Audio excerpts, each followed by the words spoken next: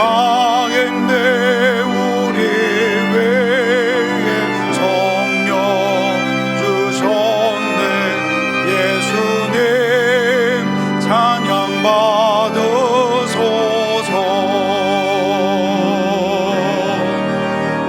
위로의 성령님이시여,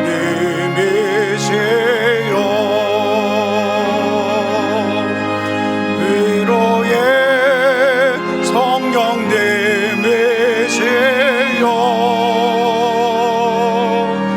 우리 안에 계셔서 늘 인도하셨네. 위로의 성령님이시여.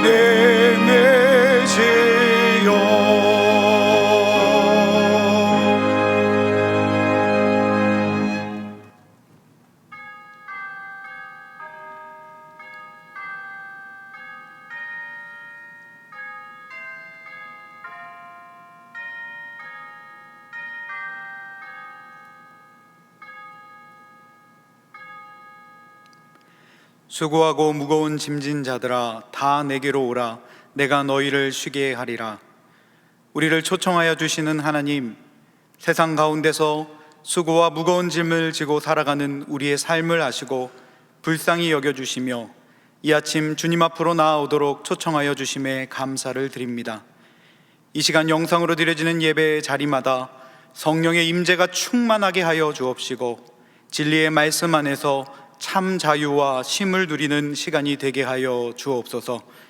또한 우리 속에 잃어버린 한 영혼을 향한 마음이 회복되게 하시고 열방을 품어내는 제자의 삶을 살아가게 하옵소서. 예수 그리스도의 이름으로 기원하옵나이다. 아멘.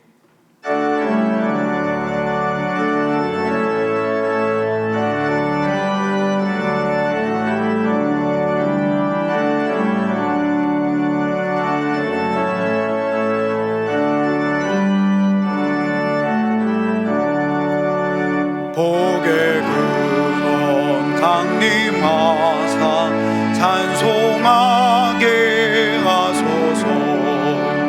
한량없이 자비하신 증량할 길 없도다.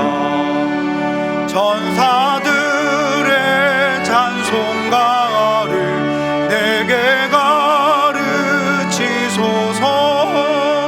구속하신 그 사랑을 항상 찬송합니다. 주의 크신 도움받아 이때까지 왔으니 이와 같이 전국에도 이르기를 바라네. 하나님의 품을 떠나 죄에 빠진 우리를 예수 구원하시려고 보혈을 흘려주셨네.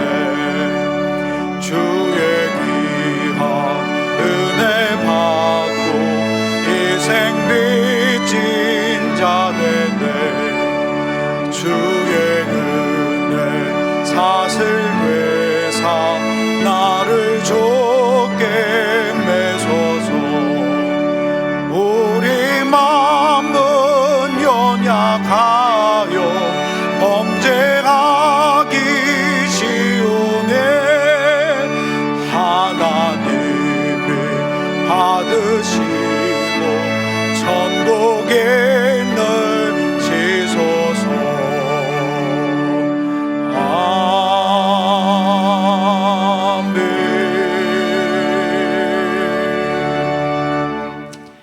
지난 한 주간 우리의 삶을 돌아보며 침묵으로 참회의 기도를 드리겠습니다.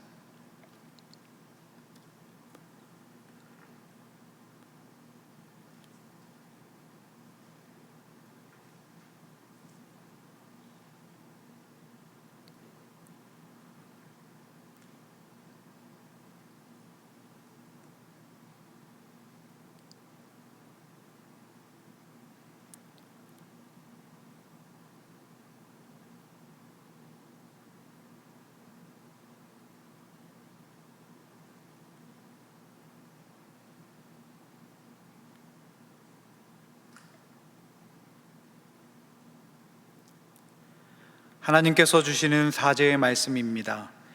여호와께서 말씀하시되 오라 우리가 서로 변론하자. 너희의 죄가 주홍 같을지라도 눈과 같이 희어질 것이요 진홍같이 붉을지라도 양털같이 희게 되리라. 아멘.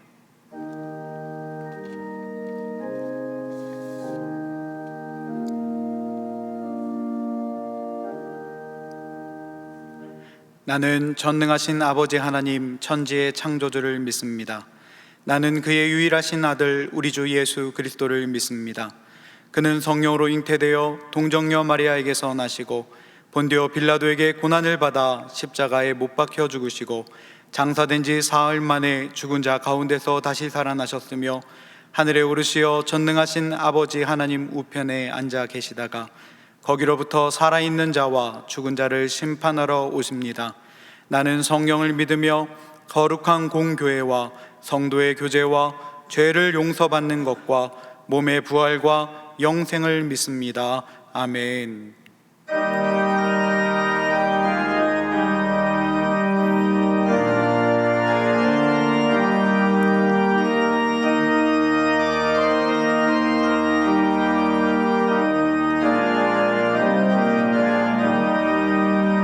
내 주의 보혈은 정하고 정하다. 내 죄를 정케 하신 주 날 오라 하신다. 내가 주께로 지금 가오니 십자가의 보혈로 날 씻어 주소서. 약하고 죄도 주께로 나가며 힘 주시고 내 주함을 곧 씻어 주시네. 내가 주께로 지금 가오니 십자가의 보혈로 날 씻어 주소서. 날 오라 하심은 온전한 믿음과 또 사랑함과 평안함 다 주려 함이라. 내가 주께로 지금 가오니 십자가의 보혈로 날 씻어 주소서. 큰 죄인 곳마다 살 길을 얻었네. 한없이 넓고 큰 은혜 베풀어 주소서. 내가 주께로 지금 가오니 십자가의 보혈로 날 씻어 주소서. 그 피가 맘속에 큰 증거 됩니다. 내 기도 소리 들으사 다 허락하소서. 내가 주께로 지금 가오니 십자가의 보혈로 날 씻어 주소서.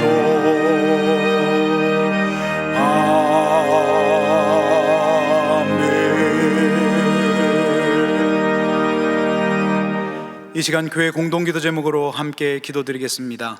첫째, 디국에서 사역하시고 산마을과 사여전도의 청년 일부가 후원하는 정난영 데이빗 선교사님, 온라인 관계전도와 비즈니스 선교를 통해 복음의 문이 열리도록, 둘째, 가정예배의 정착을 위한 작정예배인 가정예배의 나눔을 통하여 시대적 위기를 예배로 극복하고 믿음의 유산을 이어가도록. 셋째, 전염병의 장기화로 인한 경제 침체와 고용 불안 속에 불안감이 속히 사라지도록 담임 목사님의 영육간의 강건함과 가정과 사역을 위하여 다 함께 기도하시겠습니다. 하나님 아버지, 이 아침에도 주 앞에 나와 교회 공동기도 제목을 아뢰 수 있는 은혜의 자리 주심에 감사합니다. 디국에서 사역하시고 산마을과 사여전도의 청년 일부가 후원하는 정난영 데이비 선교사님의 삶과 사역과 삶의 현장들을 기억하여 주옵소서. 온라인 관계전도와 비즈니스 선교를 통하여서 복음의 문이 온전히 열릴 수 있도록 일하여 주시옵소서. 가정예배 정착을 위한 작정예배인 가정예배 나눔을 통하여 시대적 위기를 예배로 극복하게 하시고 믿음의 유산을 우리의 다음 세대에 온전히 이어갈 수 있도록 이끌어 주시옵소서. 전염병의 장기화로 인한 경제 침체와 고용 불안 속에 불안감이 속히 사라질 수 있도록 역사하여 주시옵소서. 담임 목사님의 영육간의 강건함과 가정과 사역을 위해 기도하오니 평강에 평강을 더하시고 성령 충만 말씀 충만한 종 되어 귀한 말씀 들고 서실 때에 그 말씀이 우리 삶 가운데 뿌리 내리고 열매 맺는 이번 한 주 될 수 있도록 역사하여 주시옵소서.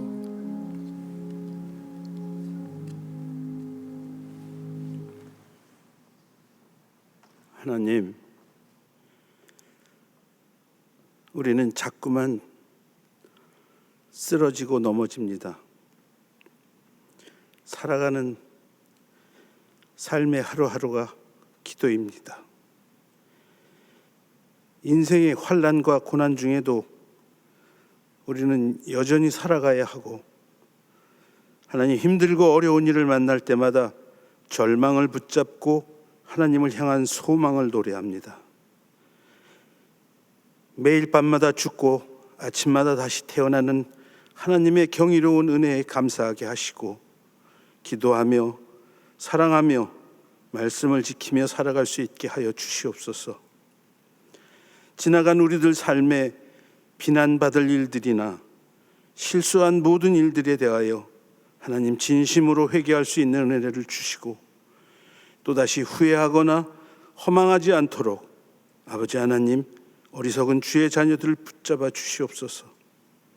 세상의 빛과 소금이 되어야 하는 교회가 하나님, 세상의 근심 걱정거리가 되어버렸습니다. 세상 사람들이 교회와 기독교인들의 정체성을 의심하는 목소리가 터져나오고 비난을 멈추지 않는 현실이 믿어지지가 않습니다. 어쩌다 이렇게 되어버렸을까? 스스로에 대한 수치와 분노가 가슴을 칩니다. 하나님, 세상이 바라본 교회와 목회자와 기독교인들의 삶의 모습이 얼마나 교만하고 이기적이고 때로는 믿음과 사랑이라는 가면으로 정체를 감추고 하나님, 개인들의 자기 만족과 탐욕을 위한 기도만을 드리는 비상식적인 신념과 기복신앙을 가진 집단으로 보이지는 않았는지 참담한 마음으로 돌아봅니다.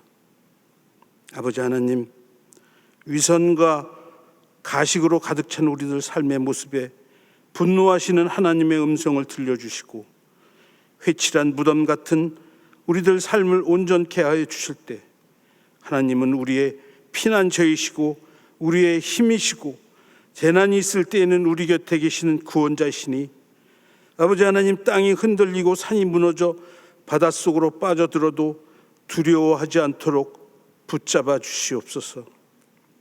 의인이 고통을 당하고 악인들이 형통한 험악하고 비틀린 세상이지만 하나님의 백성이라 일컫는 주의 자녀들을 향한 삶의 고난과 고통은 거두어 주시고 하나님, 우리 숨긴 죄가 주님 앞에 드러날 때 아버지 하나님, 스스로 이방인이 되어버린 허탄한 우리들의 삶을 구원하여 주옵소서. 김영준 담임 목사님과 동안교회의 모든 성도들의 삶을 지켜주시고 온전케 하셔서 세상 속 그 어떤 삶의 현장에서도 하나님의 백성으로 부끄럽지 않도록 하나님의 공의와 정의를 지키고 살아갈 수 있도록 인도하여 주옵소서. 아버지 하나님, 힘든 시간들을 보내고 있는 세상의 모든 이들에게 하나님의 자비와 사랑과 축복이 온 천하에 내려주시길 간절히 원하며 예수님의 이름으로 기도합니다. 아멘.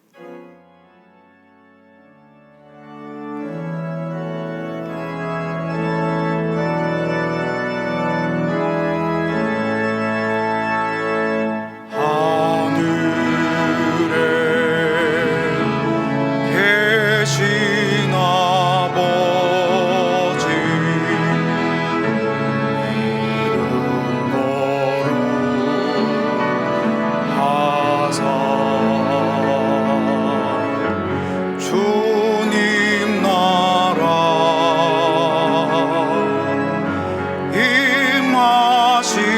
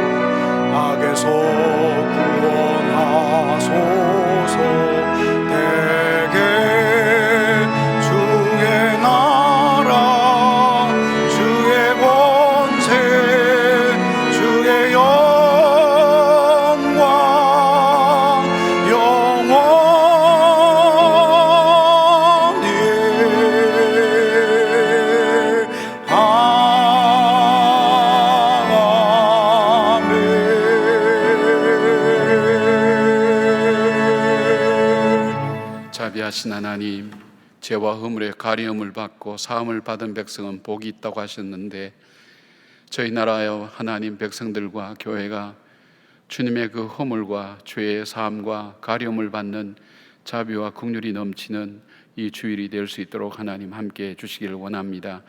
각자의 삶의 처소에서 하나님께 예배를 드리지만 성령님 임재하여 주셔서 성령의 기름 부음이 우리 가운데 가득하게 하여 주시오며, 주의 말씀을 듣던 백성들이 죽은 백성이 살아나고 병든 심령이 다시 회복되며 연약했던 심령이 강함을 얻고 소망을 다시 찾은 것처럼 오늘 예배를 통해서 하나님께서 위로부터 주시는 하나님의 은혜를 덧입을 수 있는 귀한 예배가 되게 하여 주시옵고, 우리의 정성과 중심이 주님을 향하여 조금 더 흐트러지지 않도록 우리 마음을 붙들어 주시옵고, 하나님을 향한 주님의 사랑이 고백되어지는 귀한 예배가 되게 하여 주시옵소서.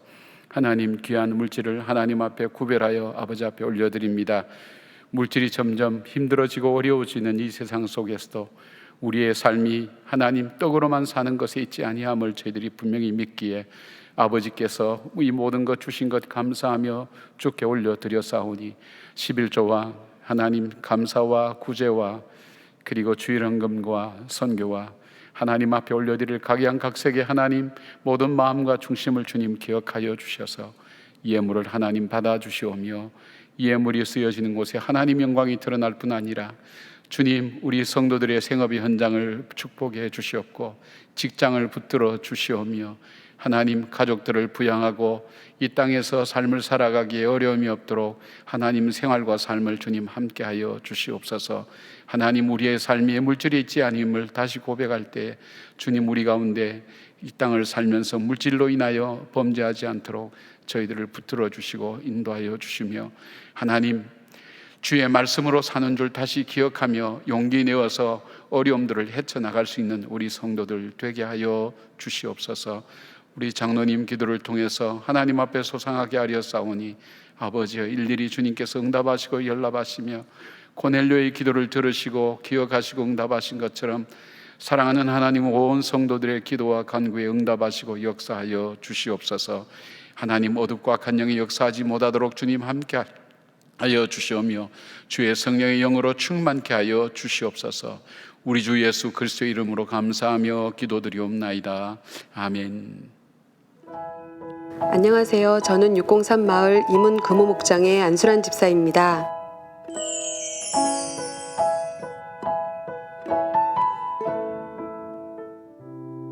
이번 가정예배 정착을 위한 90일 작정예배를 통해 저희 가정에 일어난 은혜를 나누고자 합니다.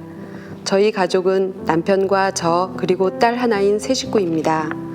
저와 딸 아이는 8년 전 하나님을 영접하고 신앙생활을 하게 되었지만 남편은 불교 집안에서 자라 하나님을 정말 알지 못하는 사람이고 심지어 교회 다니는 사람을 싫어하기까지 했던 사람이라 이러한 상황에서 제가 하나님을 만나고 아이를 데리고 교회를 다니기까지는 많은 어려움과 우여곡절이 있었습니다. 결론적으로는 저희 모녀가 본인에게 교회 다니자는 말을 꺼내지 않는다는 조건으로 교회에 다니는 것을 허락해준 남편은 여전히 교회를 다니지 않고 있으며 저는 지금까지도 남편이 하나님 자녀 되기를 첫째 기도 제목으로 두고 신앙생활을 해오고 있습니다. 그러던 중 이번 가정예배 정착을 위한 90일 작정예배는 저희 가정에 작은 변화를 가져오는 시간이 되었습니다. 가정예배 신청서를 작성하고 딸과 저는 매일 저녁 9시 10분 전이 되면 식탁에 앉아 예배를 준비하였습니다. 사실 처음에는 찬양도 하고 말씀도 들어야 하는 가정예배 영상을 틀어놓을 때 남편이 싫어하면 어쩌나 하고 걱정이 되었었는데 의외로 그 시간만 되면 남편이 먼저 보고 있던 TV도 꺼주고 안방에 들어가 저희 모녀가 편하게 예배를 드릴 수 있게 자리를 피해주는 모습이 많이 의아했습니다. 그런 남편의 반응을 보면서 저는 남편에게도 말씀과 찬양이 들렸으면 하는 마음에 남편이 들어가 버린 안방문을 일부러 열어놓고 노트북의 볼륨을 최대로 키우고 찬양도 일부러 큰 소리로 하기 시작했습니다. 그렇게 작정예배 2달이 다 되어가던 7월 29일 저희 친정아버지가 13년간의 오랜 투병 생활을 마치고 하늘나라로 가시는 일이 있었습니다. 아빠는 성당을 다니셨었기에 장례를 성당식으로 치러야 했던 저는 그래도 아버지가 가시는 길에 목사님이 오셔서 기도해 주셨으면 하는 마음에 교회에 알리게 되었고 담당 목사님과 저희 딸아이의 부서 목사님 그리고 마을 장로님과 권사님이 오셔서 아버지 가시는 길에 함께 예배를 해주셨습니다. 그리고 김영준 담임 목사님까지 오셔서 저에게 기도해 주시고 위로해 주셔서 정말 많은 위로가 되었습니다. 놀라운 점은 목사님께서 위로 예배를 해주시던 날 너무 뜻밖으로 남편이 같이 예배를 드리겠다고 하면서 찬양도 같이 하고 기도도 함께 했다는 것입니다. 사실 별일 아닌 것 같아 보여도 교회라는 단어도 예수님이란 말조차 싫어하던 남편이었기 때문에 저에게는 너무도 달라진 남편의 모습에 참 많이 놀라고 감사한 날이었습니다. 예배를 마치고 남편에게 넌지시 물었습니다. 예배 어땠어요? 남편은 9시 같았어 하는 말 한마디가 저에게는 정말 큰 은혜였습니다. 지금까지는 남편은 무심한 듯 하였지만 그 시간에 귀 기울이고 있었구나 하는 생각에 참 감사했습니다. 그 뒤로도 남편은 9시 가정예배를 위해 외식을 밀어주거나 퇴근이 늦어 저녁 식사 시간과 겹쳐도 예배 시간은 기다려주고 방해되지 않게 적극 도와주고 있습니다. 또한 대학생인 저희 딸아이는 지금까지 소극적인 신앙생활로 주일에 엄마 따라 주일일 예배만 드리고 어떠한 신앙의 성장 없이 정체되어 있는 신앙생활을 해왔었는데 이번 가정예배는 딸 아이에게 기도하는 습관과 매일 일정한 시간을 하나님께 드리는 계기가 되었습니다. 그리고 대학부에 들어가 또래의 친구들과 말씀 나누며 교제해야겠다는 결심도 하는 계기가 되었습니다. 이렇게 90일 가정예배를 통하여 저희 가정에는 작은 변화가 일어나기 시작하였습니다. 가정예배를 드리는 이 기간 동안 저는 조금씩 변해가는 남편의 모습을 통해서 하나님께서 분명 남편을 변화시키고 자녀로 받아주실 것을 믿게 되었습니다. 그리고 저희 아이 또한 신앙의 성장의 계기가 되었음을 분명 느끼고 있습니다. 당장 남편이 저와 함께 교회 다니는 것은 아니지만 서두르지 않고 계속해서 남편을 위해서 기도하며 딸 아이와 함께 가정예배를 드리고자 합니다. 그래서 남편에게 그리고 딸에게 기도하는 아내로 기도하는 엄마로 모범을 보이며 저희 가정이 믿음의 가정으로 정착되기 위해 더욱 기도하며 순종하며 살겠습니다. 저희 가족 모두가 하나님께 모여 앉아 가정예배를 드리는 날이 어서 오기를 함께 기도 부탁드립니다. 마지막으로 저희 가정을 인도해 주시고 지켜주시는 하나님께 모든 감사와 영광을 올려드립니다. 감사합니다. 우리 한수란 집사님 가정에서 박수 한번 할까요? 네, 고맙습니다. 믿음의 그 작은 변화를 정말 하나님의 귀한 사인으로 받고 감사하면서 한 걸음 한 걸음 신앙으로 살아가는 가정의 모습을 볼 때 얼마나 감사한지 모르겠습니다. 함께 가정 예배를 드리는 여러분들을 모두 축복합니다. 또 아직 시작하지 못한 분들도 시작하는 용기를 가지고 혼자서라도 시작을 하다 보면 또 하나님께서 가족을 한 사람 두 사람 붙여주셔서 또 같이 예배를 드리는 그 축복의 시간을 갖게 됩니다. 우리 가족끼리 좀 인사할까요? 예, 주님의 평강을 기원합니다. 좀 인사를 하시고요. 주님의 평강을 기원합니다. 인사 나누셨나요? 그리고 오늘은 한 번 더 인사를 하시죠. 당신 때문에 참 행복해요. 당신 때문에 참 행복해요. 그렇죠. 우리 가족이 있다는 것 얼마나 감사하고 귀한지, 무엇보다도 함께 예배드리는 가족이 있다는 것, 하나님께서 우리에게 주신 찬 축복과 감사가 아닐 수가 없습니다. 여러분과 예배당에서 예배를 못 드린 지가 벌써 3주 되죠. 얼만큼 계속될는지는 잘 모르겠습니다만은 여러분의 믿음이 흔들리지 않기를 그렇게 기도하고 있습니다. 그리고 편안함이 익숙함이 되면서 정말 하나님 앞에 우리의 중심과 정성이 같이 없어질까 봐 하는 그런 두려움도 염려가 되기도 합니다. 그러나 우리가 그럴수록 믿음 안에서 잘 이겨낼 수 있는 여러분들이 되기를 바랍니다. 그리고 들리는 소식이 다 어두운 소식, 힘든 소식들이지만 그러나 하나님이 주신 그 기쁨이 여러분 속에서 정말 참된 기쁨으로 살아갈 수 있는 그런 신앙생활 될 수 있기를 바랍니다. 큰 교회에 다른 변동사항은 없고요. 계속해서 영상으로 예배를 드리고 있습니다. 단 하나, 우리가 9월 21일 그러니까 다음 주 월요일부터 네 번째 가정 예배의 시작이 이루어집니다. 주제는 이제 가정 예배 나눔입니다. 하나님께서 우리 가정에 주신 축복을 가족들과 함께 나누고 이웃과 나누면서 이제 가정 예배가 우리 개인의 삶과 또 가정과 또 우리의 삶의 현장에서 정착되는 그런 기회가 될 수 있도록 계속해서 기도해 주시고, 또 나라의 어려운 경제와 또 전염병을 위해서 극심하게 고통을 겪고 있는, 또 수해로 어려움을 겪고 있는 분들을 위해서 여러분 함께 기도해 주시길 바랍니다. 힘들어도 여러분 용기 내고 즐겁고 밝게 살아가는 삶을 하루하루 이어가고 또 계속해서 인내하며 지켜나가는 우리 성도들 되기를 바랍니다. 다들 건강하시죠? 예. 하나님께서 여러분 가정마다 더 큰 은혜 주시리라 믿습니다. 우리 영상으로 계속 교회 소식 함께 나누겠습니다. 믿음으로 사는 자들은 물 위를 걷는 자, 고난도 축복이라 주 신뢰하는 자, 이새의 뿌리에서 한 싹이 나고 우리에게 소망을 주셨네. 그 이름 예수라. 주 사랑이 너를 지키리.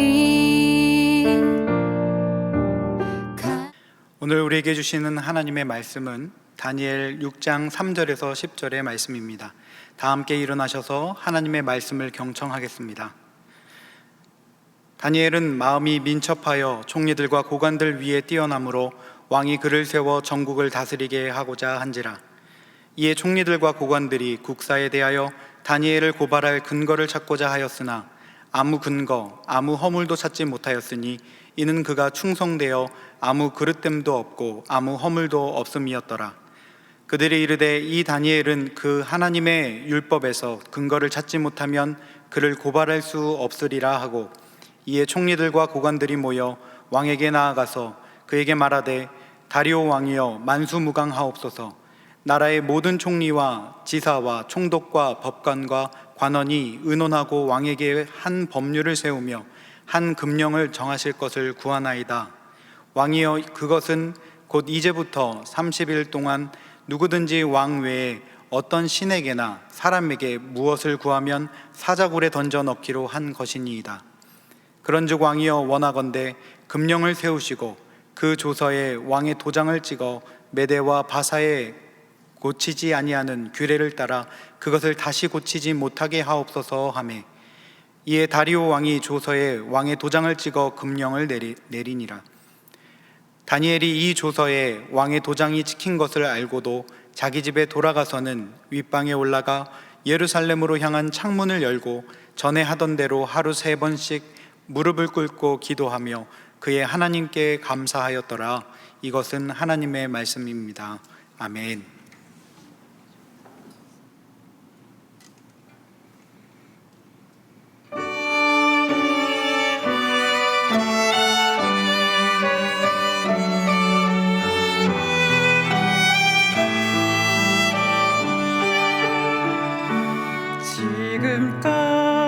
지금까지 지내온 것 주의 크신 은혜라. 한이 없는 주의 사랑 어찌로 말하랴. 지금까지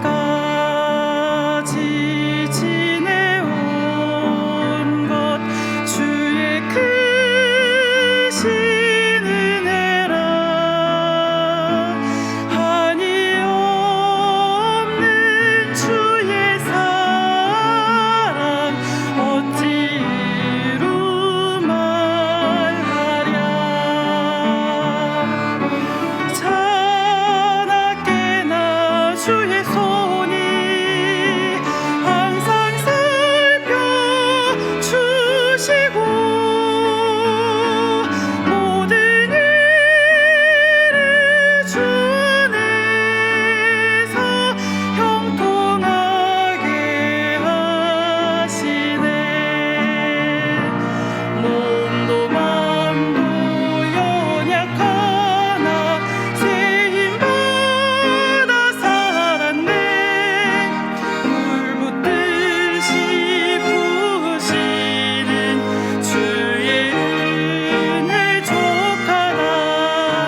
사랑 없는 거리에 나 험한 산길 헤맬 때 주의 손을 굳게 잡고 찬송하며 가리라.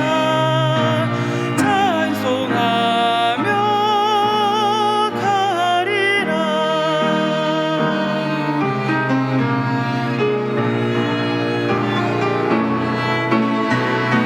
주님 다시 회올 날이 날로 날로 다가와. 무거운 짐 주께 맡겨 벗을 날도 멀잖네. 나를 위해 예비하신 고향 집에 돌아가. 아버지의 품 안에서 영원토록 살리라. 아버지의 품 안에서 영원토록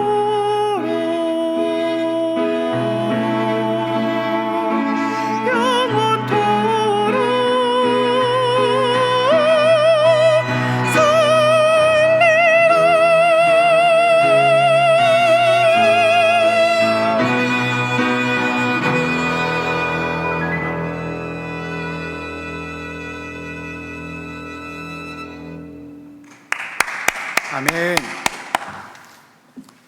고맙습니다. 우리 양상불 또 찬양 다 감사합니다. 고맙습니다. 우리가 신앙생활을 하다 보면 업앤다운이 좀 있을 수 있죠. 어떨 때는 우리 신앙이 참 좋아질 때도 있지만 어떨 때는 어렵고 힘들고 믿음이 약해질 때가 있습니다. 물론 그것이 환경에서 우리에게 오는 영향도 있을 수 있고 또 우리 내면의 문제, 우리 내면의 죄의 문제나 다른 문제 때문에 그런 일들이 있을 수도 있고, 또 어떤 경우는 사단의 역사 때문에 우리 신앙생활이 식어질 때도 있고, 또 열정과 열심을 가지고 하나님께 더 가까이 나갈 수가 있다는 것을 봅니다. 그래서 신앙생활하는 사람이면 아마 이런 소원들은 다 갖고 있을 거예요. 내가 변함없이 하나님을 사랑하고 믿음 안에서 살 수 있었으면 좋겠다, 그런 마음들을 다 갖고 있을 겁니다. 그렇다면 오늘 이 본문의 주인공 되는 다니엘의 삶을 우리가 조금 잘 살펴볼 필요가 있습니다.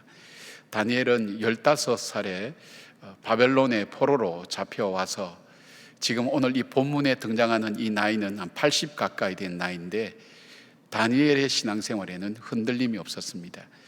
신앙생활하기 어려운 이방의 문화 바벨론에 와서 수없는 고초와 어려움을 겪으면서도 그가 흔들림이 없이 믿음 안에서 하나님 앞에서 살아갈 수 있었던 그 이유가 무엇일까 하는 것을 오늘 말씀을 통해서 우리가 한번 살펴볼 수 있다면 우리에게 좋은 지혜가 되고, 또 우리 자신들이 어려움 중에도 믿음으로 살아가는 좋은 지혜를 얻을 수 있을 것입니다.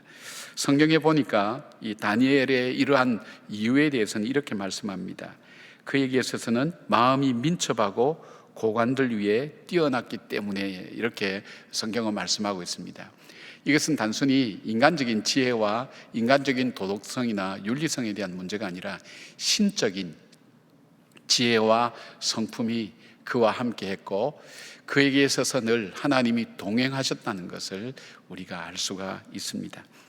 오늘 이 본문의 사건도 굉장히 다니엘에게는 위기가 됩니다. 다니엘이 80이 되어서 나라가 바뀌고, 그 다음에 왕이 바뀌고 정권이 바뀌어도 다니엘이 여전히 이 전국을 다스리는 이 총리 중에 가장 높은 사람이 되어 있으니까, 이것을 시기하고 질투하는 사람이 다니엘을 흠을 찾아서 그를 잘못되게 하려고 했지만 다니엘에게 흠을 찾을 수가 없었습니다. 허물도 없었습니다. 그래서 결국 그들이 모함을 낸 것이 뭐냐면, 바로 그 다니엘이 하는 그 기도의 습관을 따라서 거기에서 모함을 하기 시작했습니다. 즉 다리오 왕에게 조서를 꾸미도록 해서 왕이나 왕 아닌 다른 신이나 다른 어떤 것에게 기도하거나 절하면 사자굴에 넣는 걸로 이렇게 30일 동안 그렇게 이 법령을 발표하도록 그렇게 했습니다. 이 페르시아의 법은 한번 왕이 이 도장을 찍고 나면 변경할 수 없기 때문에 굉장히 무서운 그런 법령입니다. 그래서 왕 아닌 다른 신이나 다른 사람에게 구하거나 절하거나 기도하거나 예배하면 바로 사자굴에 던져지는 그런 모함을 해서 다니엘을 제거하기 위한 목적을 가지고 이 사건이 진행되고 있습니다.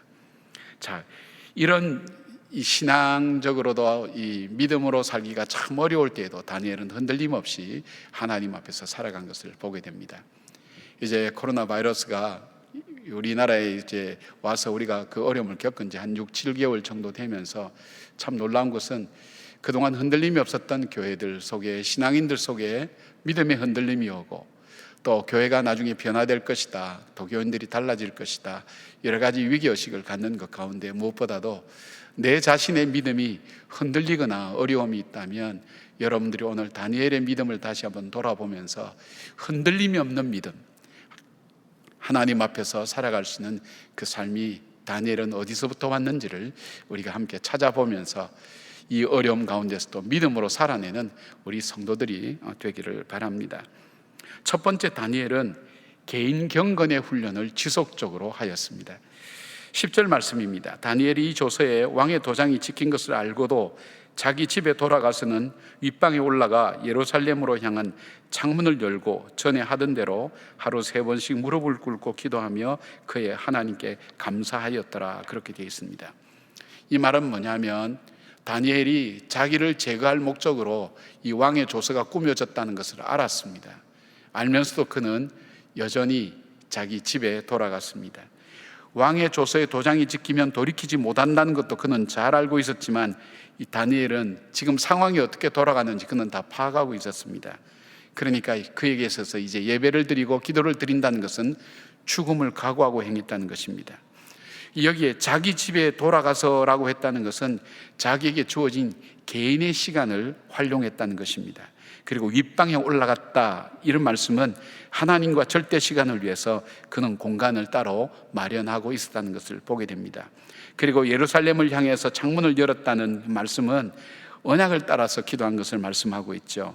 즉 솔로몬이 성전 낙성식 때 기도했던 그 언약을 기억했습니다. 열왕기상 8장 48절부터 49절 보면 자기를 사로잡아간 적국의 땅에서 온 마음과 온 뜻으로 주께 돌아와서 주께서 그들의 조상들에게 주신 땅 곧 주께서 택하신 성읍과 내가 주의 이름을 위하여 건축한 성전이 있는 쪽을 향하여 주께 기도하거든 주는 계신 곳 하늘에서 그들의 기도와 간구를 들으시고 그들의 일을 돌아보시오며 그 언약의 기도를 드렸다는 것을 기억하며 그는 바로 이 성전이 있는 예루살렘을 향해서 창문을 열어놓고 기도했습니다. 창문을 열었다는 것은 자신의 믿음 생활을 다른 사람이 다 볼 수 있도록 했다는 것입니다. 숨기거나 숨어서 하지 않고 다른 사람이 보든 보지 않든 자기의 삶을 다해서 하나님께 기도했다는 것을 보게 됩니다. 또 하나 우리가 주목할 표현이 뭐냐면 전에 하던 대로라는 이 말씀을 통해서 우리가 볼 수 있는 것은 그가 이것이 하루 이틀 된 것이 아니라 이전부터 지속적으로 그에게 늘 이루어져 왔던 그런 오랫동안 습관이라는 것을, 영적인 습관이라는 것을 알게 됩니다. 또한 무릎을 꿇고 기도하며 라는 이 말씀 보면 하나님을 향한 그의 기도와 자세와 태도를 말합니다. 순종과 복종을 위한 마음을 가지고 하나님 앞에 엎드려 주의 음성 듣기를 사모하는 그 마음을 보게 됩니다. 그리고 그의 하나님께 감사하였더라, 이 말씀은 그의 하나님을 자기의 하나님으로 믿고 고백하면서 하나님께 감사했다는 것은 예배를 드렸다, 찬양과 경배를 드렸다는 말씀입니다. 자, 다니엘의 이런 모습은 결단과 훈련을 지속적으로 행하여 오지 않았으면 할 수 없는 일입니다. 그리고 이것은 바로 바벨론의 포로로 잡혀와서 바벨론의 문화와 학문을 배울 때부터 시작한 것을 우리는 알 수 있습니다. 다니엘서 1장 8절 보니까 다니엘은 뜻을 정하여 왕의 음식과 그가 마시는 포도주로 자기를 더럽히지 아니하리라 하고 자기를 더럽히지 아니하도록 환관장에게 구하니 그렇게 되었습니다. 다니엘과 세 친구들이 바벨론에서 잡혀와서 이름도 벨드사살이라는 이름으로 다 바뀌어지고 그리고 주의 성전도 떠나고 모든 것이 다 잃어버려서 이제는 바벨론 사람이 되어가고 있는 바로 그때에 그의 마음속에 내가 여전히 하나님의 자녀라는 사실을 내가 잊지 않고 살아갈 수 있는 삶의 방법이 뭘까? 내가 여전히 하나님의 자녀라는 사실을 내가 내 삶을 통해서 증거하고 살 수 있는 삶이 뭘까 할 때 그가 내렸던 결심이 뭐냐면 왕이 주는 음식을 먹지 않기로 그는 결심하게 됩니다. 뜻을 정하였다는 것은 온 인격과 마음을 당하여 스스로에게 약속하고 그리고 변치 않도록 자기 마음에 굳은 결심을 하는 것을 말합니다. 그 결심을 하게 되었습니다. 이것도 역시 죽음을 각오한 그런 결단이었습니다.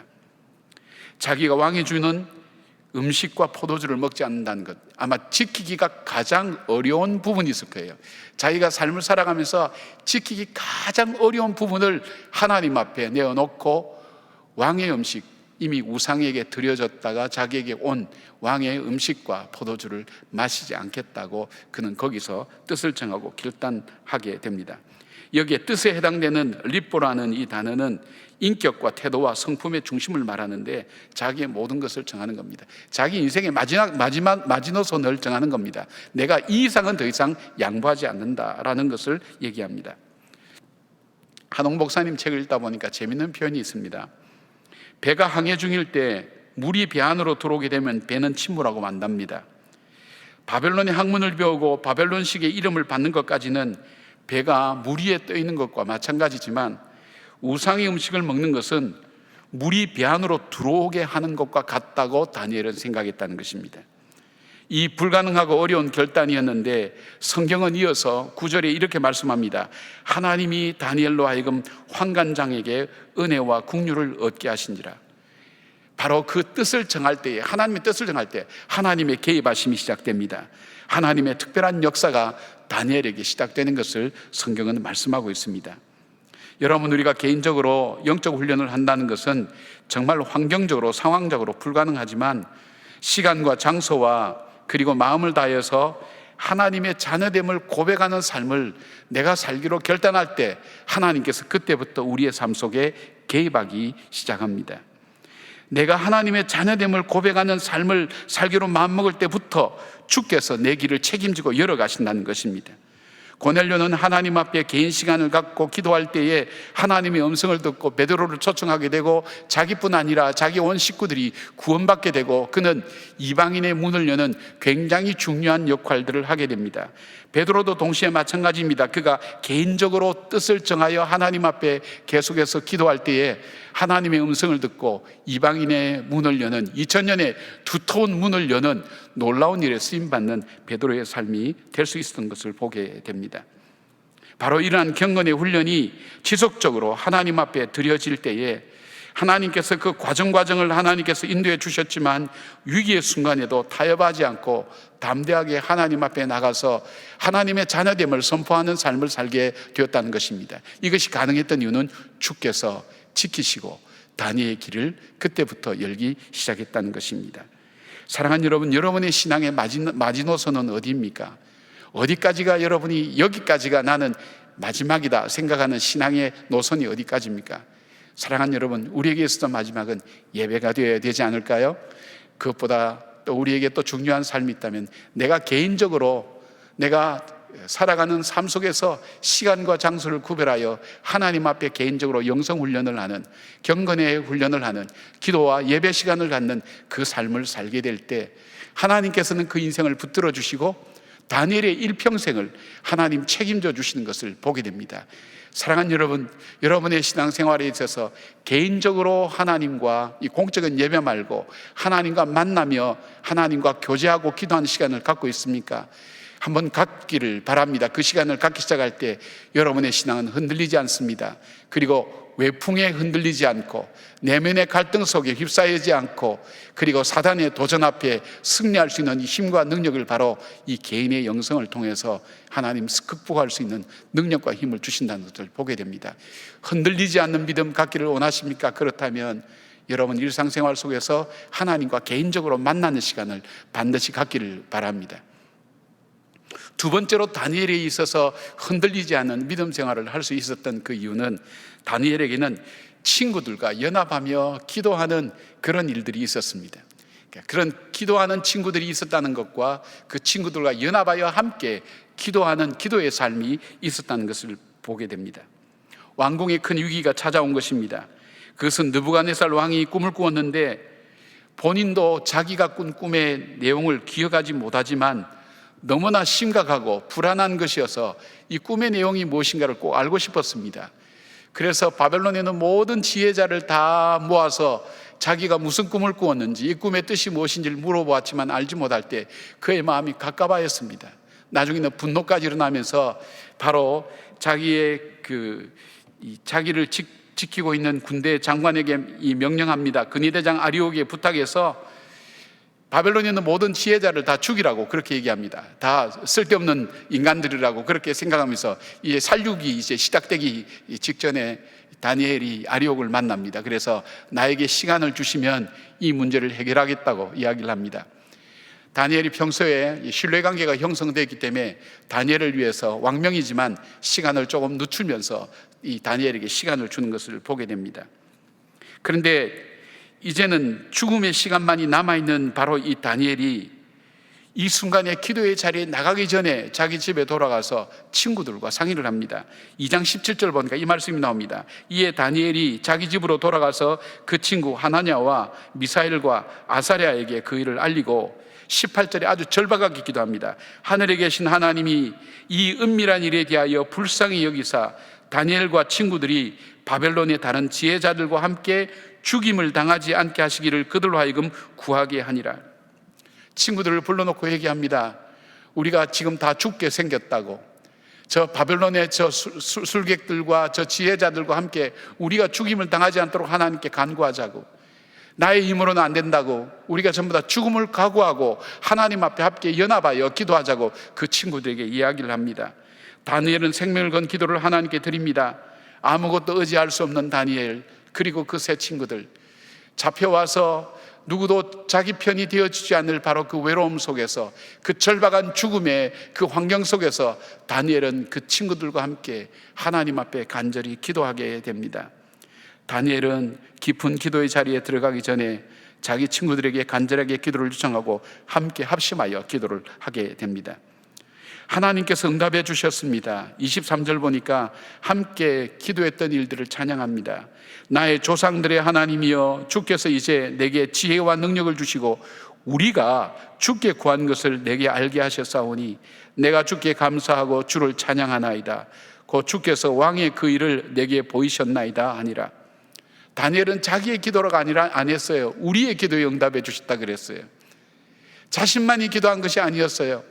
위기와 어려움이 올 때 함께 기도할 수 있는 친구가 있었어요. 연합해서 기도할 친구가 있었어요. 그리고 그 친구와 함께 연합한 기도가 하나님께서 응답해 주셔서 아무도 해결할 수 없는 이 은밀한 일들을 해결해 주셨다고 하나님께 감사와 찬양을 드릴 수 있는 것을 보게 됩니다.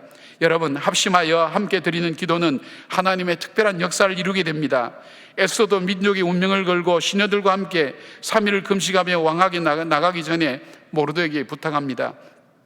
전국에 있는 모든 유대인들과 자신과 함께 금식하고 하나님 앞에 나 혼자가 아니라 여러분의 금식과 여러분의 기도와 함께 내가 왕 앞에 나갈 수 있도록 해달라고 합심해서 기도해달라고 부탁을 합니다. 그리고 그가 유명한 말을 하죠. 죽으면 죽으리다. 내가 죽으면 죽겠다고. 그러나 우리가 합심하여 함께 연합하여 기도하자고 그렇게 부탁을 합니다. 하나님께서는 그것을 통해서 그 민족을 구원해 주셨습니다. 그 민족을 새롭게 하여 주셨습니다. 하나님께서 영적 전쟁을 벌일 때에 혼자 하는 기도보다는 연합하여 하는 기도가 전쟁에서 승리의 이유였다고 말씀하고 있습니다. 우리가 중보기도 훈련 배울 때 그렇게 하지 않았습니까?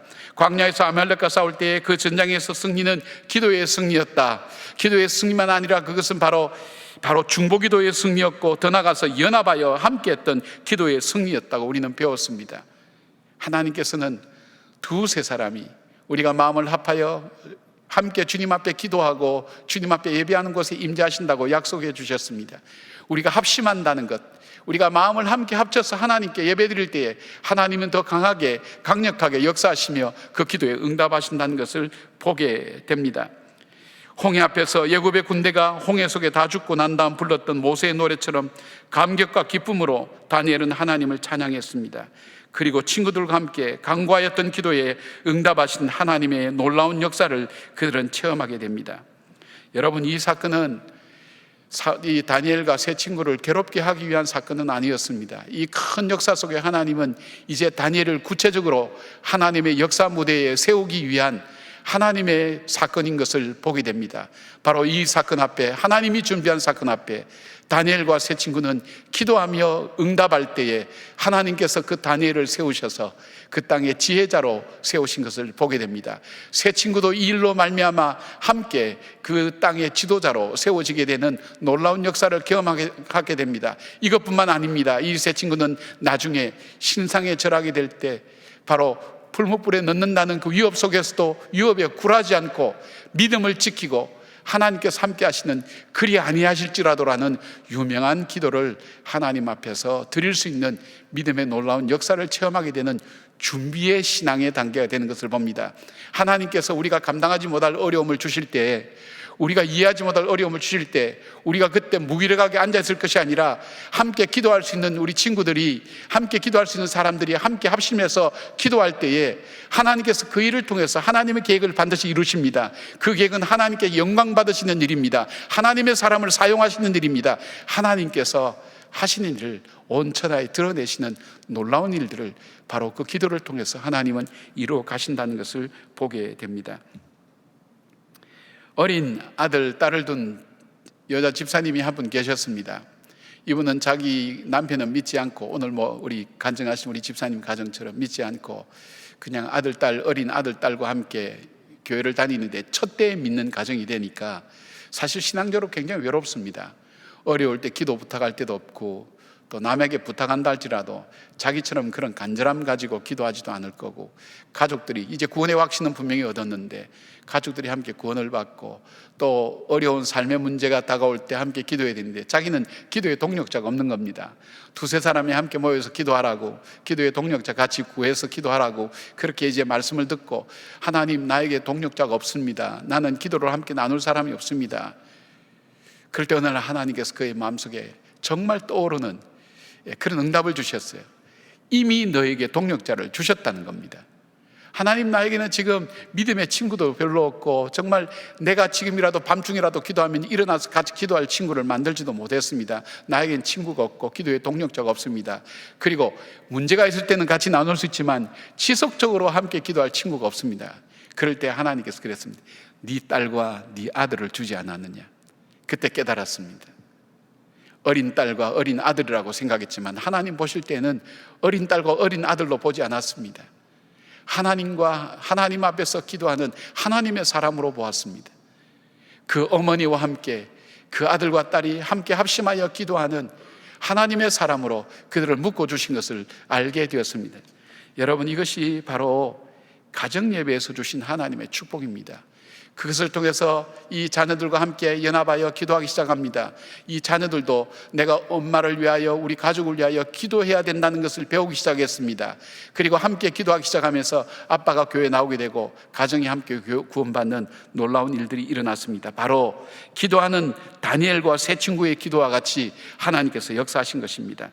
여러분, 우리가 힘들 때에는 힘들다고 지쳐서 쓰러져 있는 것이 아니라 일어나셔야 됩니다. 일어나셔서 기도하기를 쉬고 있는 사람들을 일깨워서 같이 그들과 연합해서 기도해야 됩니다. 그럴 때 하나님은 어려움 앞에 낙심하도록 우리를 내버려 두지 않습니다. 하나님께서 그 일을 통해 큰 영광 받으십니다. 그리고 그 일을 통해 바로 우리의 삶을 새롭게 만들어 가시고 하나님께서 역사하신다는 것을 체험할 수 있는 놀라운 기회를 우리에게 주신다는 것입니다. 여러분, 멀리서 기도와 예배의 동력자를 찾지 말기를 바랍니다. 먼저 여러분이 가정 안에서 찾기를 바랍니다. 여러분의 가족들을 기도의 동력자로 삼기를 바랍니다. 그리고 중보기도 훈련을 통해서 기도의 도움을 함께 나눈 사람들과 더불어 기도의 동력자를 만들어 가기를 바랍니다. 힘들고 어려울 때 그 일들이 우리를 짓누르고 어렵게 만들 수 있습니다.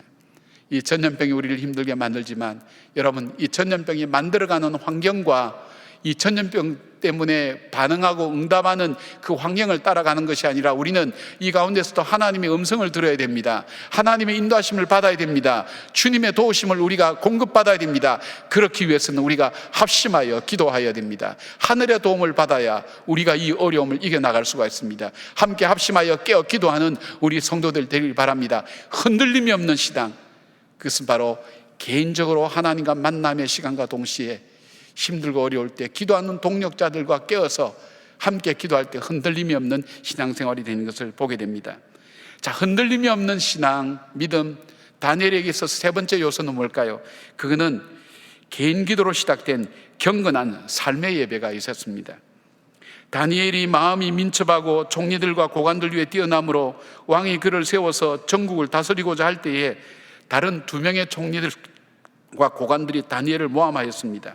4절 보니까 이에 총리들과 고관들이 국사에 대하여 다니엘을 고발할 근거를 찾고자 하였으니 아무 근거 아무 허물도 찾지 못하였으니 이는 그가 충성되어 아무 그릇됨도 없고 아무 허물도 없음이었더라. 그렇게 얘기하고 있습니다. 여러분, 높은 직위에서 60년 70년을 그가 살아왔다면 어떻게 허물이 없을 수가 있겠습니까? 실수가 없을 수가 왜 없겠습니까? 샅샅이 뒤졌지만 없었습니다. 이것은 사람이 하는 일이 아닙니다. 하나님과의 관계 속에서 나오는 하나님의 능력을 덧입으며 자기 속에 하나님이 주시는 거룩함의 귀한 소중한 성품을 가지고 자기의 삶 속에서 믿음을 지키면서 정직하고 분명하게 살아갈 수 있는 바로 그 삶의 결실들이 생활 속에서 나타나지 않으면 이것을 이루어갈 수가 없습니다. 다니엘의 정직성과 성실함, 그리고 공과 사에 대한 분명한 구분, 공정함과 지혜로움, 그리고 이 모든 일에 탁월한 모든 그의 결정 속에서 흠을 찾지 못하다고 합니다. 여러분, 우리나라 일꾼을 세우기 위해서 청문회를 합니다. 침이 마르도록 칭찬하지만 결국 들춰보면 허물이 없는 사람이 어디가 있겠습니까? 우리 사람들 자체 삶 자체가 허물을 만들면서 죄를 지으면서 살아가는 것이 우리 인생일 수밖에 없는데 깨끗하고 정결하게 살아갈 수 있는 사람이 누가 있겠습니까? 여러분, 정도의 차이는 있지만 무엇인가 잘못된 것이 있는 사람이 얼마나 많이 발견됐습니까? 여러분, 착하다고 일을 잘하는 것은 아닙니다.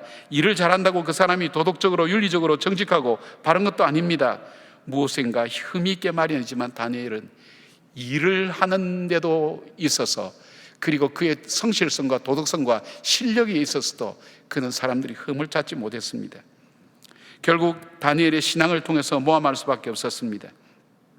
30일 동안 왕을 예배하고 경배하는 것 외에 다른 신에게 예배하면 사자굴에 넣는다는 법령을 만들게 된 것입니다.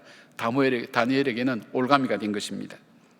왕도 뒤늦게 알고 다니엘을 구해보려고 금식하며 잠도 자지 못하고 지혜를 구했지만 결국 다니엘을 사자굴 속에 던질 수밖에 없었습니다. 여러분, 정말 위기가 닥치면 도와줄 사람은 아무도 없습니다. 도움을 받을 것도 없습니다. 이때 하나님이 개입하신 것입니다. 사자의 입을 봉하사 다니엘을 구해주시고 참소했던 악한 자들을 오히려 자신들이 만든 사자굴 속에 들어가서 죽고 말았습니다. 여러분, 사자굴 속에 들어갔다고 다 구해졌습니까? 아닙니다. 개인의 영성으로 다져지고 하나님 앞에 기도하며 흔들림 없이 믿음 안에서 살았던 그 다니엘을 하나님은 사자의 입을 막아서라도 지키시고 보호하신다는 것을 우리는 말씀을 통해서 우리는 보게 됩니다. 오늘 우리 그리스도인들이 살아야 될 삶의 모습이 뭘까요? 예수 믿는 사람들 때문에 사회가 더 힘들고 어려워진다고 올가미가 씌우려고 하는 일들이 많이 있습니다. 참소하면서 조롱하고 비난합니다. 그러나 우리가 그 일에 변명하기 전에 우리 자신을 먼저 살펴봐야 됩니다. 우리가 저들과 얼마나 다르게 정직하였는가, 우리가 얼마나 세상의 다른 사람들과 다르게 성실하였는가, 그리고 우리의 경건에서 나온 삶의 윤리와 도덕과 가치로 저들에게 하나님 앞에서 살아감을 얼마나 보여주었는가 하는 것을 우리는 살펴야 됩니다. 다니엘처럼 하나님께서 개입하시고 역사해 주셔서 이 어려운 역사 가운데서 하나님의 사람들 때문에 세상이 달라지고 위기를 극복할 수 있었노라고 인정을 받는 것은 결코 쉬운 일은 아닙니다. 우리 힘으로 이 세상을 이겨나갈 수가 없습니다. 오히려 이 어려움 가운데서 요셉처럼 감옥에서 더 든든해지고 단단해지고 더 견고해지고 더 성숙해진 이 요셉처럼 이 고난과 시련 앞에 우리 자신을 돌아보며 내면적으로는 요셉은 형들을 용서하는 너그럽고 넉넉한 마음을 갖게 되고, 그리고 외적으로는 하나님을 더 의지할 수 있었던 그 간절함 때문에 하나님께서 요셉을 세우셔서 민족을 살리시고 하나님의 구원의 역사에 일꾼으로 세울 수 있었던 것처럼 오히려 이 고난과 시련과 이 어려움 가운데서 비난과 조롱을 받는 이 가운데서 우리 자신을 좀 더 하나님 앞에서 바로 살펴보고 우리 일상처럼 익숙해져서 당연하게 살아왔던 삶이 아니라 정말 하나님과의 만남과 교제와 관계 속에서 만들어진 내 삶의 성품과 습관을 다시 한번 살펴보면서 우리는 얼마나 정직하고 깨끗하게 살았는가, 그리고 얼마나 저 사람들과 다르게 정말 천국의 소망이 있는 사람들처럼 살았는지를 진지하게 살펴봐야 됩니다. 직장에서도 우리의 흠을 살피려고 해도 찾을 수가 없어야 됩니다. 우리 신호위 회원들 회사에 있는 비용 가지고, 회사에 있는 복사기 가지고, 회사에 있는 시간 내어서 근무하는 시간에 신호의 순서지 만들고 하는 그런 부분들에 대한 얘기를 옛날에 제가 말씀드린 적이 있어요. 공과사를 분명히 하셔야 됩니다. 다니엘이 자기 개인 시간을 내어서 기도한 것처럼 하나님 앞에서 우리가 어떻게 살아야 될 것인지, 그리고 얼마나 정직하게 살아야 될 것인지, 그리고 내가 갖고 있는 습관 중에 하나님이 기뻐하지 아니할 그런 삶은 우리에게 없는지, 그러면서 다니엘처럼 민첩하고 자기가 맡은 일에 전문성을 더해가는 일을 성실하게 꾸준히 할 수 있어야 됩니다. 남이 보든 보지 않든 바로 그 일들이 쌓여가면서 하나님의 능히 사자굴에서 구원하시는 하나님의 능력을 우리는 체험하게 됩니다. 모르겠습니다. 지금 우리는 사자굴 속에서 사자한테 먹히는 것 같은 그런 느낌 드는데 하나님께서 지켜주시기를 기도하면서 우리가 우리의 삶을 다시 돌아보고 교회가 교회다워지고 그리스도인들이 그리스도인다워질 때 정말 초대교회 교인들처럼 사람들이 볼 때 신비롭게 여기고 매력적으로 여기며 흠모하고 사랑할 수 있는, 그리고 존중할 수 있는 그런 삶으로 회복되리라고 저는 믿습니다. 바로 우리의 삶을 살피는 것. 제가 아는 분 중에 하나님 은혜를 경험하고 난 다음에, 이분이 하나님 은혜를 알고 난 다음에 내가 하나님 앞에서 정말 살아가고 있다는 것을 내 삶의 증거로 무엇을 삼을까, 그렇게 생각해서 이분이 두 가지 결심을 합니다. 하나는 내가 가장 좋아하는 음식을 안 먹겠다. 자기가 가장 이 음식이면 그냥 몇백 킬로를 달려가서라도 먹고 오는 그런 마음인데도 좋아하는 음식을 안 먹겠다. 그리고 또 하나는 내가 좋아하는, 즐거워하는 일을 하지 않겠다. 가장 즐거워하는 일을 하지 않겠다. 두 가지를 결심을 합니다. 그리고 대신 하나님께서 내게 주신 그 비전을 따라서 나는 살겠다. 이분은 저에게 쉽게 그렇게 얘기하셨을 수도 있습니다. 그러나 저는 절대 쉽게 듣지 않았습니다. 왜냐하면 그것이 어렵기 때문입니다. 그리고 그것이 바로 삶 속에서의 경건함이기 때문입니다. 내가 하나님의 자녀됨을 내 생활 속에서 내 자신을 통해서 스스로 나를 경계하고 살필 수 있도록 나를 돌아본다는 사실입니다. 내가 가장 좋아하는 일 얼마나 자주 생각나겠습니까? 먹고 싶은 음식 얼마나 자주 기억나겠습니까? 그러나 그것을 절제하며 그것을 그만둠으로 인해서 내가 하나님의 삶을, 하나님께서 내게 주신 그 삶을 따라서 살아간다는 것을 기억하고 잊지 않고 생활 속에서 하나님의 사람으로 살아간다는 것, 그것이야말로 얼만큼 귀하고 경건한 삶인지 알 수가 없습니다. 사랑하는 여러분, 오늘 하나님 앞에서 우리가 다니엘처럼 하나님, 내가 뜻을 정하겠습니다. 이번 기회에 여러분 뜻을 정할 수 있었으면 좋겠어요. 스스로 결심하는 거예요. 정말 하나님 자녀답게 한번 살아보겠습니다. 흔들림이 없는 믿음의 사람으로 살아보겠습니다. 오히려 이 고난과 믿음과 그리고 우리의 용기가 떨어지는 이 시기에 하나님의 사람으로 바로 한번 살아보겠습니다. 결심할 수 있는 기회로 삼기를 바랍니다. 이제 오늘부터 여러분이 개인적으로 하나님과 만남의 시간을 꼭 갖기를 바랍니다. 바로 하나님과의 만남 통해서 하나님의 역사가 일어납니다. 하나님께서 개입하기 시작합니다. 하나님께서 역사하기 시작합니다. 그리고 믿음의 친구들을 만나기를 바랍니다. 윌리엄 밀버포스는 크레팡이라는 공동체를 만나서 56년 동안 영국의 노예 무역 제도를 폐지시키기 위해서 갖은 위협과 고통과 핍박 속에서도, 지침과 어려움 속에서도 그 공동체를 통해 함께 기도하며 그 뜻을 이루어낸 것을 보게 됩니다. 같이 기도하는 사람이 중요합니다. 함께 믿음으로 격려하는 사람이 중요합니다. 함께 깨어서 우리 성도들이 기도하기를 바랍니다. 그리고 더 나아가서 내 생활 속에서 하나님 앞에서 아름답지 못한 우리의 삶, 술과 담배로부터 시작해서 성적인 우리의 습관들, 잘못된 것, 그리고 우리가 가진 물욕, 우리가 가진 욕심들, 이 모든 것들을 다시 하나님 앞에서 한번 점검해 보시길 바랍니다. 우리는 세상 사람들과는 달라야 됩니다. 천국의 인생 기준을 가지고 오늘 살아가는 우리의 삶이 어떤 삶인지를 하나님 앞에 다시 증거할 때, 하나님께서 이 일을 통해서, 여러분의 삶을 통해서 바로 이 역사를 바꾸어 가시고 세월이 흘러가도 흔들리지 않는 그 믿음 가지고 거룩한 영향력을 세상에 증가하며 정말 빛처럼 소금처럼 살아가는 역사를 만들어 갑니다. 가장 어려울 때 가장 아름다운 보석처럼 우리 신앙의 아름다움을 찾았노라고 이야기할 수 있는 이 시기가 되기를 주의 이름으로 축원합니다. 함께 기도하겠습니다. 자비하신 하나님, 다니엘이 흔들리지 않는 삶을 부러워하면서도 그 삶을 본받기는 우리는 싫어합니다. 이 시간 우리의 마음속에 하나님 함께하여 주셔서 이제 하나님과 개인적으로 만나는 경건의 시간을 갖는 우리 성도들 되게 하여 주시옵고, 하나님, 이제 기도하는 주의 자녀들이 깨어서 함께 연합하며 이 나라와 민족과 교회를 위하여 기도하게 하시고 우리 가정과 우리 자녀들을 위하여 기도하게 하여 주시옵고, 하나님, 우리의 생활과 삶 가운데 익숙하고 편안하고 당연하게 살아왔던 우리의 삶의 습관과 가치관 속에 정말 하나님이 기뻐하시는 삶인지를 다시 돌아보는 그 진지함을 가지고 다니엘처럼 충성됨과 그의 성실함과 민첩함이 있어서 하나님 사람들에게 하나님 흠이 되지 않도록 저희들의 삶을 지키시고 경건하게 살아갈 수 있도록 도와주시옵소서. 그리하여 이 땅의 교회가 다시 새로워지고 이 땅의 그리스도인이 새로워지고 믿음 안에서 하나님 앞에서 살아가는 주의 자녀들 되게 하시고, 시대를 따라가고 세대를 따라가고 흐름을 따라가고 유행을 따라가는 저희들이 아니라 하나님의 말씀을 따라 시대를 하나님 만들어갈 수 있는 하나님의 사람으로 살아가는 저희들 되게 하여 주시옵소서. 예수님의 이름으로 기도드리옵나이다. 아멘.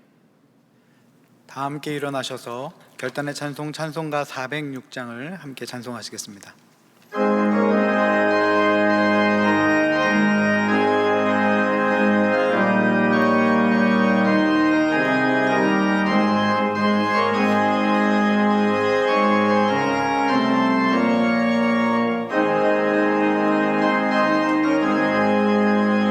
고난의 영혼 편히 쉴 곳과 풍랑이 일어도 안전한 포구, 폭풍까지도 다스리시는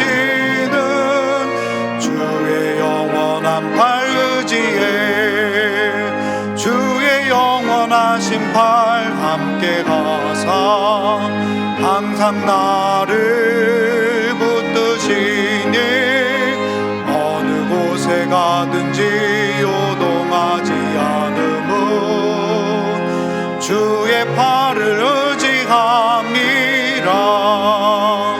세상 친구들 나를 버려도 예수 늘 함께 동행함으로 주의 은혜가 충만하리니 주의 영원한 팔 의지에 주의 영원하신 팔 함께 가사 항상 나를 붙드시니 어느 곳에 가든지 요동하지 않음은 주의 팔을 의지함이라.